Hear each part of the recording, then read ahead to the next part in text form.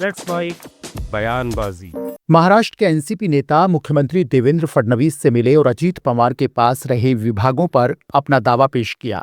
वरिष्ठ नेता छगन भुजबल, प्रफुल्ल पटेल और सुनील तटकरे ने फडणवीस से इच्छा जताई कि वित्त, आबकारी और खेल जैसे अहम मंत्रालय एनसीपी के कोटे में ही बने रहें और इन्हें पार्टी के ही किसी मंत्री को सौंपा जाए।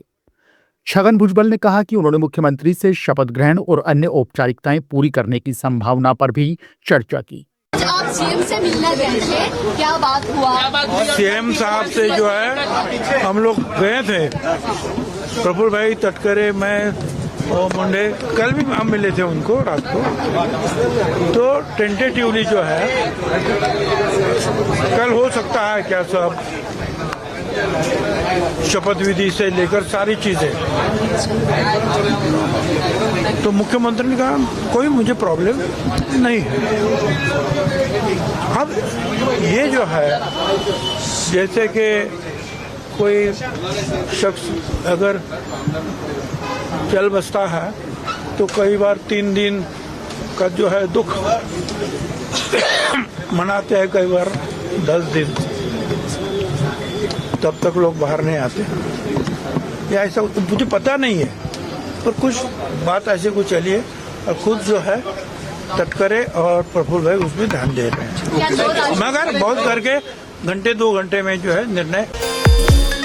इस बीच समाजवादी पार्टी के अध्यक्ष अखिलेश यादव ने बारामती विमान दुर्घटना पर सवाल उठाए। उन्होंने कहा जो हवाई जहाज सही था और अभी तक उड़ रहा था, विजिबिलिटी 3 किलोमीटर तक थी, उसके बाद ये हादसा कैसे हो गया, ये जांच का विषय है। अखिलेश ने सरकार पर विमानन सुरक्षा में लापरवाही का आरोप लगाया। ये सवाल खड़ा हुआ है कि जो हवाई जहाज सही था, अभी तक उड़ रहा था और जब विजिबिलिटी 3 किलोमीटर की थी, उसके बाद ये हादसा कैसे हो गया? तो ये तो जांच का विषय है ही। और अपने देश ने बहुत सारे जिम्मेदार नेताओं को खोया है, बहुत बड़े बड़े। याद कीजिए, एक बार बड़े नेता को ही हम लोगों ने पड़ोस में खो दिया, माधवराव सिंधिया। कितना दूर बताइए, मैनपुरी में सर, बिल्कुल बगल जी। तो हवाई जहाज अच्छे हों, सुरक्षित हों, और जो कंपनियां हैं, बिपिन रावत, मतलब जो हवाई जहाज की कंपनी है, सुनने में आ रहा है कि उसने 2-4 साल में ही 17 हवाई जहाज खरीद लिए। अभी तक तो हम बीजेपी के बारे में सुनते थे कि बीजेपी के ठेकेदार अगर सड़क बनाते हैं तो उसी दिन हवाई जहाज ले आते हैं। और अभी सुनने में आया है कि जो कंपनी है ये वाली, हवाई जहाज जाने कितने ले आई, इतनी जल्दी इतने हवाई जहाज लाना, ये भी तो जांच का विषय है। उत्तर प्रदेश में योगी सरकार के एक मंत्री को उनकी पार्टी के विधायक ने घेर लिया।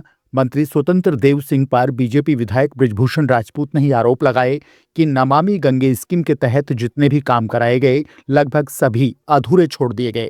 मंत्री स्वतंत्र देव सिंह सीएम योगी आदित्यनाथ के करीबी हैं और आरोप लगाने वाले बीजेपी विधायक बृजभूषण राजपूत डिप्टी सीएम केशव प्रसाद मौर्य के करीबी माने जाते हैं। हमें बनाने नहीं दिया जा रहा, नहीं बन नहीं रही है, 4 साल कोई काम नहीं हो रहा है। इस गांव का है, चलो मेरे साथ। नहीं, ग्रामीण इलाका में कौन सा गांव है? गांव किसका है? जहाँ नल कनेक्शन नहीं मिल रहा है, वो मेरे गांव का नाम बताओ। एक गांव का नाम बताओ, हम वहाँ चले। अभी एक सेकंड गुड भैया रुको। जो गांव की शिकायत है जहाँ पानी नहीं मिल रहा है, उस गांव का नाम बताओ, तुरंत मैं चलता हूँ। मैं कार्यक्रम छोड़ के गाँव में चलता हूँ।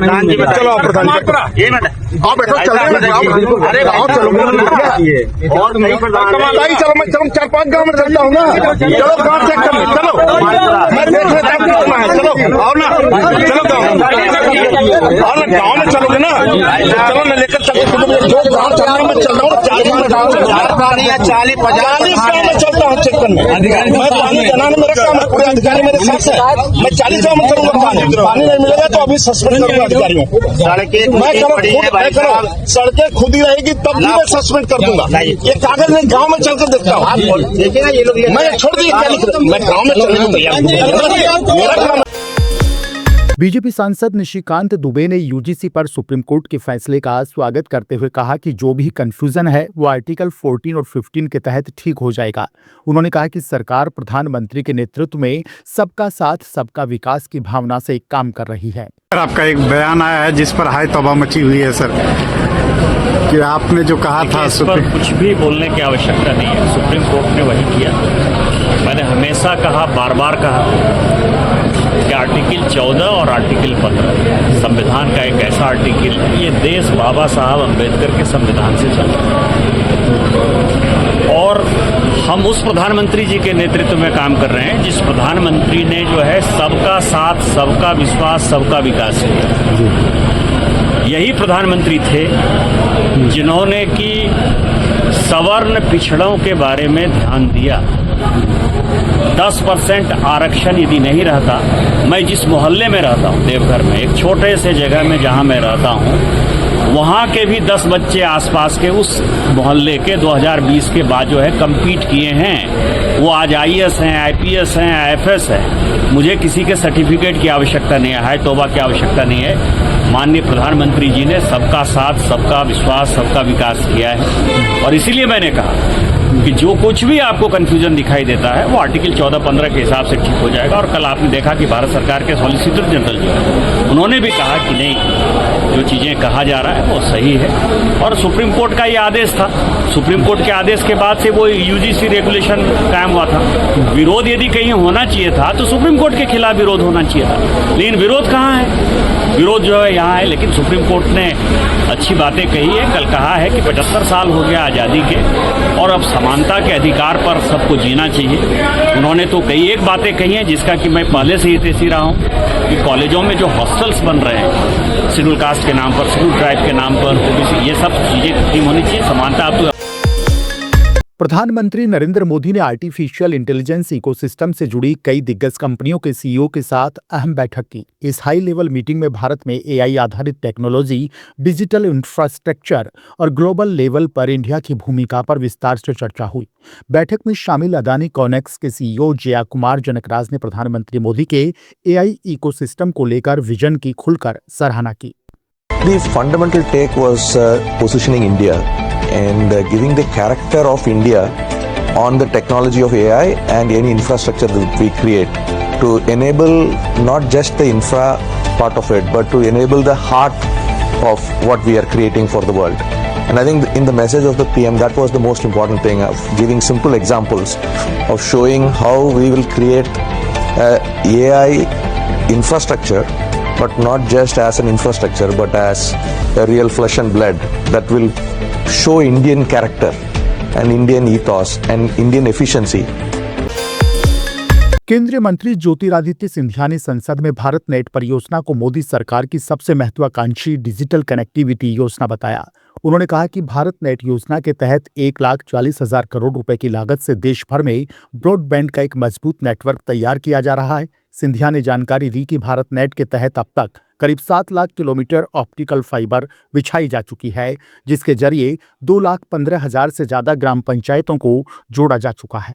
भारत नेट हमारी बहुत महत्वाकांक्षी योजना है, एक सुदृढ़ हाईवे बनाने के लिए, जिसके आधार पर भारत का हर नागरिक को संपूर्ण कनेक्टिविटी विश्व से मिल पाए।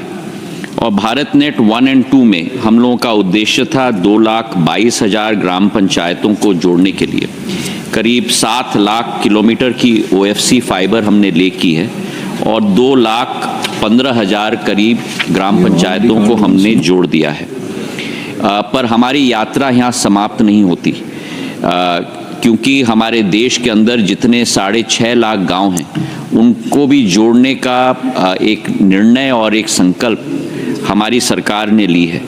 इसी के आधार पर अमेंडेड भारत नेट की योजना भारत सरकार के द्वारा स्वीकृत की गई है 2023 के अंत में 2024 में, जिसके अंतर्गत अध्यक्ष महोदय मैं सदन को के पटल पे ये वाक्य रखना चाहता हूँ, पूरे विश्व के सबसे बड़ी capital expenditure programme broadband network को हर नागरिक तक पहुँचाने के लिए योजना है। 1,40,000 करोड़ रुपए की योजना है, $16 बिलियन की। और उसके अंतर्गत जितने हमारे ग्राम पंचायत भारत नेट 1 और 2 में जोड़े गए थे, जो लिनियर टोपोलॉजी में थी और रिंग टोपोलॉजी में नहीं। और लिनियर और रिंग में अंतर ये है कि अगर एक तरफ से वायर कट जाए तो सारी बाकी गांव कट जाते हैं। रिंग टोपोलॉजी में अगर एक तरफ से वायर कट जाए दूसरा कनेक्शन लाइव रहता है, तो रिडंडेंसी 100% की रहती है। तो उन ग्राम पंचायतों को हम लोग लिनियर से रिंग में लाएंगे और बाकी। राजस्थान विधानसभा में नेता प्रतिपक्ष टीकाराम जूली ने आरोप लगाया है कि प्रदेश में गरीबों को समय पर सामाजिक सुरक्षा पेंशन नहीं मिल रही और ओबीसी वर्ग के बच्चों को छात्रवृत्ति भी ठीक से नहीं पहुंच पा रही है। उन्होंने आरोप लगाया कि सरकार दावा कर रही है कि नवंबर तक की पेंशन खातों में भेज दी गई, जबकि जमीन पर हालात अलग हैं। गरीबों का क्वेश्चन है तो मैं पूछ लेता हूँ। माननीय मंत्री जी ने कही कि हमने नवंबर तक के पेंशन भेज दिए। नवंबर तक की जो पेंशन भेजी है वो नवंबर महीने की है या इससे पहले महीनों की भी है? 1 नंबर। और उसके बाद भी दिसंबर आपकी खत्म हो गई, कल जनवरी भी खत्म हो जाएगी। माननीय अध्यक्ष जी, निवेदन ये है। और नवंबर का भी आपने जो पूरा भेजा है वो 1100 करोड़ में से मात्र 900 करोड़ ही भेजा है, उसमें भी लगभग 20% पैसा उसमें भी बाकी है। तो ये बेचारे गरीब लोग हैं, हम कोई गलत कह रहे हैं कि आप खुद अपनी बातों में ही पकड़ में आ रहे हो। दूसरा, मेरा पहला तो इसका जवाब दे दो और दूसरा इसका दे दो, ओबीसी के कितने बच्चों ने स्कॉलरशिप के लिए अप्लाई किया 2 साल में और कितनों को दे दी, कितनों की पेंडिंग? बस। राजस्थान के प्रदेश कांग्रेस अध्यक्ष गोविंद सिंह डोटासरा ने बीएलए की संख्या 52,000 से बढ़ाकर 61,000 करने का ऐलान किया। उन्होंने कहा कि कांग्रेस पार्टी अगले 7 दिनों में सभी बीएलए को चुनाव आयोग में रजिस्टर करा देगी। डोटासरा ने बीजेपी पर एसआईआर के दौरान फॉर्म 7 के जरिए बेईमानी का आरोप लगाया। बीएलए हमने बना दिए और जो बूथ बढ़ा दिए 52,000 से ज्यादा 61,000 कर दिए, तो उनके लिए बीएलए और बनाने की प्रोसेस हमने चालू कर दिया है। वो विदिन 7 डेज 7 दिन के अंदर अंदर हम 61,000 चुनाव आयोग में हमारे बीएलए रजिस्टर्ड करा देंगे। मैं समझता हूं कि ये बहुत बड़ा एक टास्क है जो किसी स्टेट ने पूरा नहीं किया होगा, न बीजेपी ने किया न और किसी ने किया, हमने ये पूरा किया है। तो इसके लिए भी हमें शाबाशी मिली है।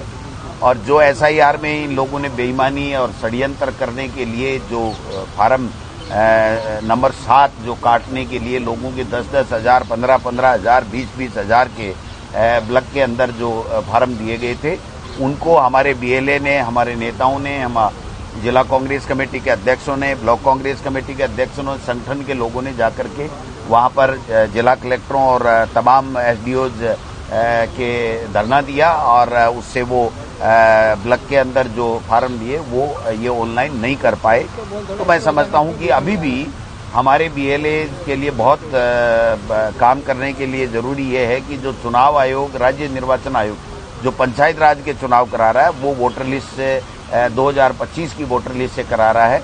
7 तारीख तक दावे और आपत्तियां नाम जोड़ने, घटने और संशोधन होने की उसमें तारीख है। तो आज हम एक सर्कुलर और जारी कर रहे हैं हमारे तमाम बीएलए और हमारे तमाम ब्लॉक अध्यक्ष और जिला अध्यक्षों को कि 7 तारीख तक जिसके भी नाम जुड़ाने घटाने हैं उसके ऊपर बीजेपी कोई बेईमानी नहीं करे, उसके ऊपर भी निगरानी रखें और अपने जो मतदाता हैं, कांग्रेस आइडियोलॉजी के लोग हैं, उनका किसी का नाम जो है वो जुड़ने से नहीं रह जाए। इस तरीके से हम लोग इस दिशा में भी काम कर रहे हैं।